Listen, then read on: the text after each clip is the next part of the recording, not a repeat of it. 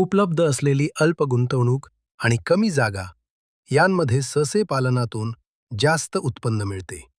सशांना विशेष आहाराची गरज नसते व त्यांना मिळालेल्या साध्या आहारामुळेही त्यांच्या मटणातील प्रथिनांचे प्रमाण भरपूर वाढते.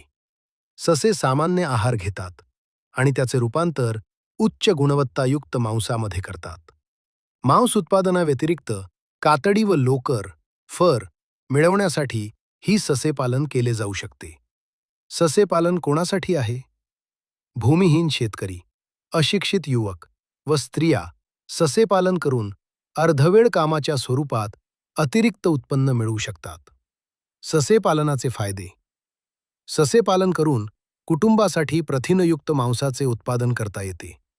सशांचा आहार म्हणून सहज उपलब्ध असलेला पाला, टाकून दिलेला भाजीपाला, घरात उपलब्ध असलेले धान्य इत्यादींचा वापर करता येतो. ब्रॉयलर सशांचा वाढीचा वेग खूप जास्त आहे. 3 महिन्यांचे सशाचे पिलू सुमारे 2 किलोग्राम वजनाचे असते. सशाच्या मादीचे लिटर साईज, एका विण्यातील पिलांची संख्या, एका वेळी 8 ते 12 पिले आहे.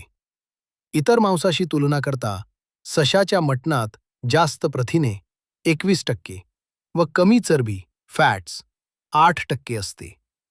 त्यामुळे लहान मुलांपासून मोठ्यांपर्यंत सर्वजण हे मटण खाऊ शकतात.